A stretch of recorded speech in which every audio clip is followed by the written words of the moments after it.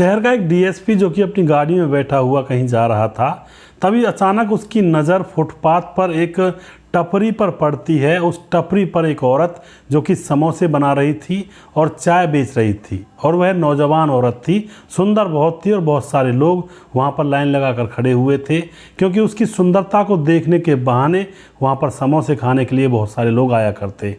अब यह नज़ारा देख करके जो डीएसपी होते हैं वह चुपचाप यहाँ से निकल जाते हैं, और उसके बाद यहाँ पर एक ऐसा राज खुलता है। जो वह औरत होती है वह हॉस्पिटल में आती है और यहाँ पर उस डीएसपी के सामने गिड़गिड़ाने लगती है, लेकिन दोस्तों डीएसपी उसको दया की भीख नहीं देता है।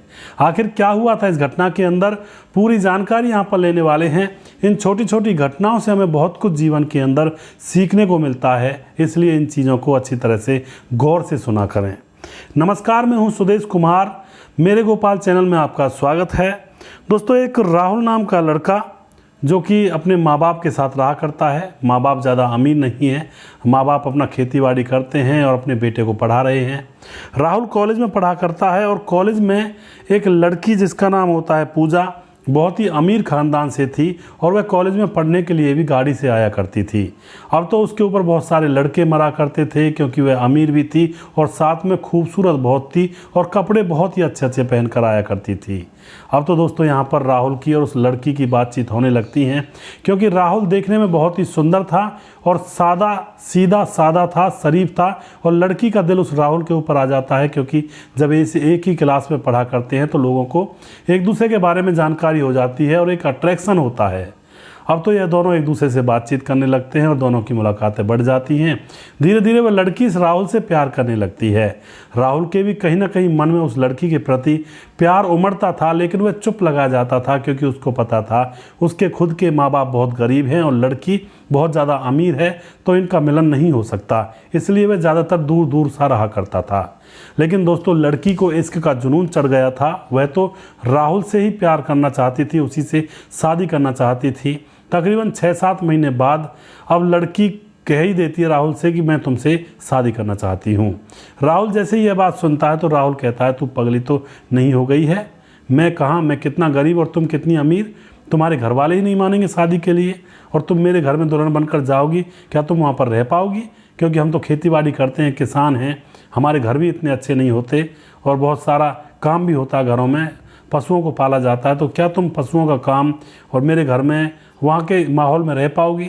लेकिन दोस्तों, लड़की अंधी हो चुकी थी और वह बार बार कहती है कि मैं रह पाऊंगी और मुझे तुमसे ही शादी करनी है, और अगर तुमने मुझसे शादी नहीं की तो मैं फिर इस दुनिया को छोड़ दूंगी। अब तो दोस्तों यहाँ पर राहुल मजबूर, परेशान, वह अपने माँ बाप से बात करता है। माँ बाप भी यही कहते हैं, बेटा बचपना छोड़ दो, इन चीज़ों में मत पड़ो, अमीर घराने की लड़की है, वो यहाँ पर क्यों रहेगी? तो माँ बाप भी मना से ही कर देते हैं। लेकिन इधर लड़की अपने माँ बाप से बातचीत करती है और उनको सारी कहानी बताती है कि राहुल, जिससे मैं प्यार करती हूँ, कॉलेज में पढ़ता है, पढ़ने लिखने में बहुत ही ज़्यादा होशियार है, लेकिन वह गरीब है। अब जो लड़की के माँ बाप होते हैं एकदम से कह देते हैं कि वो गरीब और तू अमीर, तू कैसे रह पाएगी उसके घर में, हम तुम्हारी शादी उससे हरगिज़ नहीं कर सकते। लेकिन दोस्तों, लड़की जिद पर अड़ जाती है, खाना पीना बंद कर देती है। तो जो पिता होता है वह उसकी जिद के सामने झुक जाता है और सोचता है कि अगर हम इससे ज़्यादा मना करेंगे तो ऐसा ना हो कहीं है उस लड़के को लेकर भाग जाए और फिर हमारी नाक कट जाए। उससे तो अच्छा है कि मैं इस लड़की की शादी उस लड़के से करवा देता हूँ और हाथ मांगने के लिए चला जाता हूँ। तो दोस्तों, जो पिता होता है लड़की का, वह हाथ मांगने के लिए राहुल के माँ बाप के पास चला जाता है और वहाँ जाकर के राहुल का हाथ अपनी लड़की के लिए मांगता है। जैसे ही वह उस गांव के अंदर घुसा था तो बड़ी गाड़ी थी, और आकर के राहुल के दरवाजे पर जब खड़ी हुई थी तो गांव वाले भी ये सोचते हैं कि आखिर यह बड़ी गाड़ी किसकी है। तो अब यहाँ पर माँ बाप भी परेशान थे राहुल के कि यह कौन आ गया, हमने कोई गलती कर दी क्या, कौन अफसर हैं, कौन सेठ लोग हैं। लेकिन जैसे ही वह लड़की का पिता अंदर जाता है, राहुल के पिता से कहता है कि हमें आपका बेटा पसंद है और अपनी लड़की के लिए आपके बेटे का हाथ मांगने आए हैं। तब जाकर राहुल के पिता को तनिक तसल्ली होती है कि चलो मामला कुछ और तो नहीं है।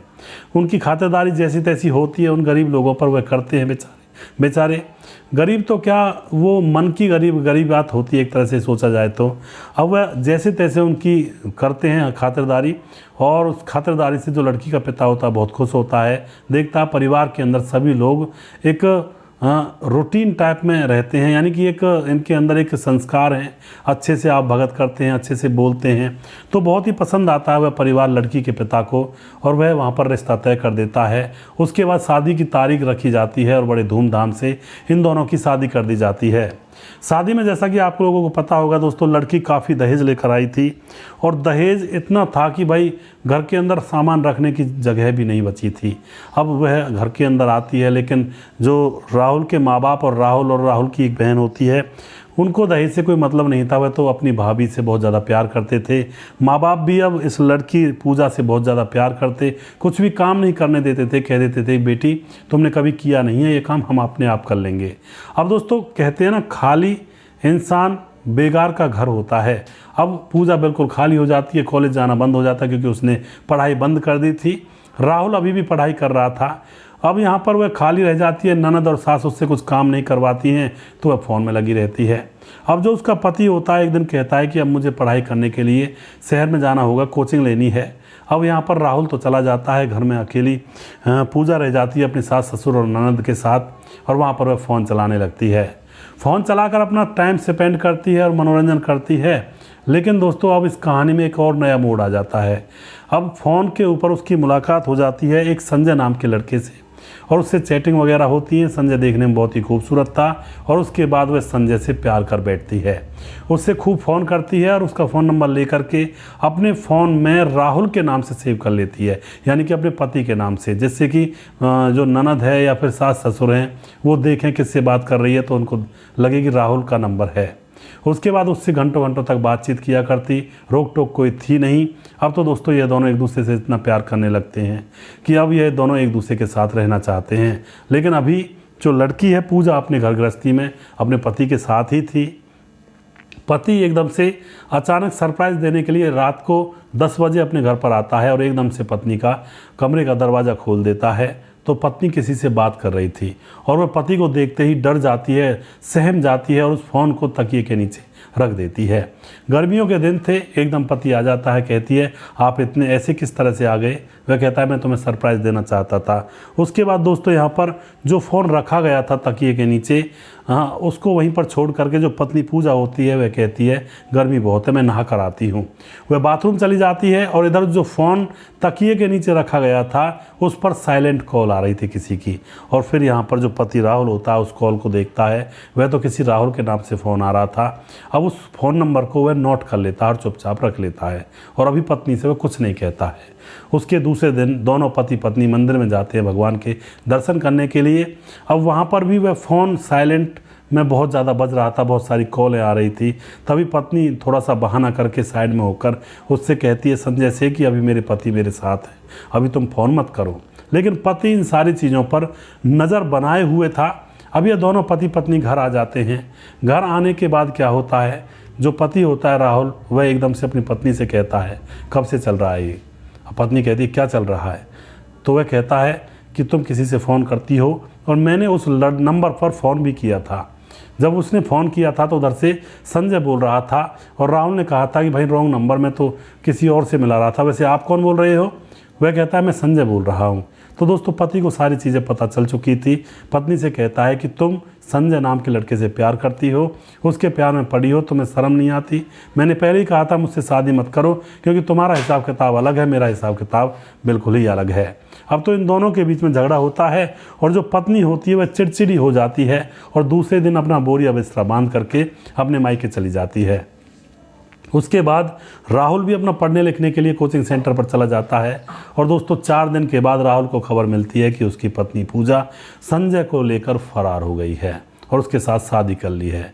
इधर वह अपने सास ससुर के पास फ़ोन करता है तो सास ससुर कहते हैं इस लड़की ने हमारी नाक कटवा दी, और हमें तो ज़रूर इस पर यही शक था कि कभी ना कभी ऐसा कांड ज़रूर होगा, और वही कांड हो गया। हम इसका मरी का भी मुंह नहीं देखेंगे। पूजा के माँ बाप ये बात कहते हैं। उसके बाद बात आई गई हो जाती है। और दोस्तों अब यहाँ पर जो राहुल होता है पढ़ाई लिखाई करने के बाद डीएसपी बन जाता है, और डीएसपी बनने के बाद एक शहर के अंदर उसकी ड्यूटी आती है। 3-4 साल गुजर चुके थे। 3 साल गुजरने के बाद जब वह अपनी गाड़ी में बैठा हुआ कहीं जा रहा था तो फुटपाथ पर उस शहर के अंदर उसकी वही पत्नी पूजा समोसे बना रही थी एक टपरी के सामने, और वह चाय वगैरह बनाती थी, चाय समोसे में बेचा करती थी। उसको देख करके जो राहुल होता है कुछ नहीं कहता, ना ही गाड़ी से उतरता है। वहाँ पर बहुत सारे नौजवान लड़के थे जो कि पूजा को देखने के लिए आया करते और उसके समोसे भी खा लिया करते, क्योंकि जहाँ पर सुंदर औरत बैठती है जिस दुकान पर, उस पर भीड़ कुछ ज़्यादा ही होती है दोस्तों। यही आईना होता है।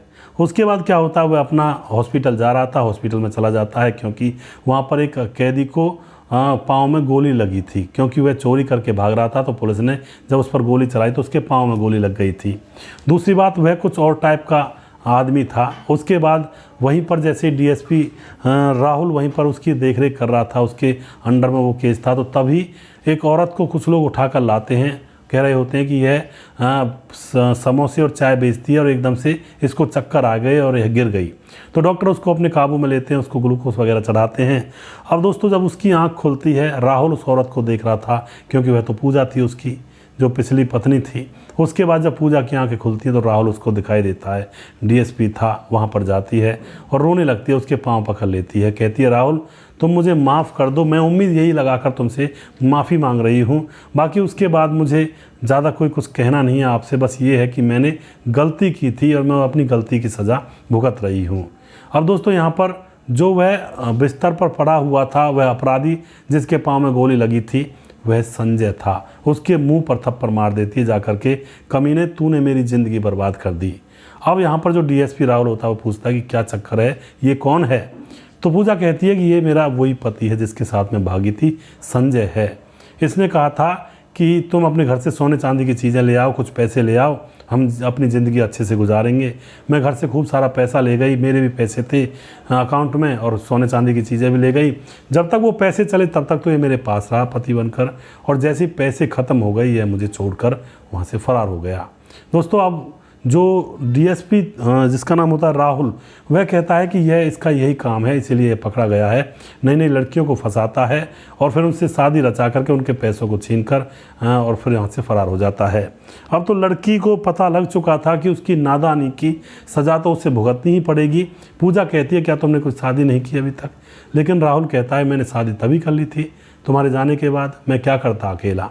तो दोस्तों अब यहाँ पर पूजा का मुंह लटक जाता है, क्योंकि एक उम्मीद थी कि अगर इसने शादी ना की हो तो इसके पाँव पकड़ लूँगी और फिर से इसके साथ घर बसा लूँगी, लेकिन अब तो वह उम्मीद भी ख़त्म हो चुकी थी। उसके बाद पूजा डीएसपी से कहती है कि ठीक है मैं चलती हूँ अपनी दुकान पर, और उसके बाद पूजा अपनी दुकान पर जाकर फिर से चाय समोसे बेचने लगती है। वह यह भी कहती है कि मैं अपने घर वापस इसलिए नहीं जा सकी क्योंकि मेरे माँ बाप ने मुझे भगा दिया था दोबारा। जब मैं गई थी माँ बाप के पास, कह दिया था कि तुम हमारे लिए मर चुकी हो, तुम्हारे पास आने की मेरी हिम्मत नहीं हुई थी, इसलिए मैं फिर यहीं पर रह करके चाय समोसे की दुकान खोलकर बैठ जाती हूँ और अपना पेट भरने लगती हूँ। तो इस तरह से दोस्तों यहाँ पर वाक्य होता है, जैसी करनी वैसी भरनी, फल तो इसको मिल गया। लेकिन दोस्तों अगर ऐसे ही किस्से घर घर में होने लगे तो फिर घर संसार किस तरह से चलेगा?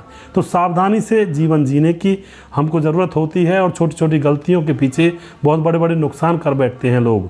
अब पूजा को इश्क का जुनून चढ़ा था जिस लड़के के साथ, वह लड़का उसको धोखा देकर भाग गया और उसके चक्कर में अपने पति को भी छोड़ दिया था। तो दोस्तों यहाँ पर अगला वीडियो बहुत जल्दी फिर से लेकर आऊँगा, तब तक आप खुश रहें, सावधान रहें। जय हिंद, जय भारत।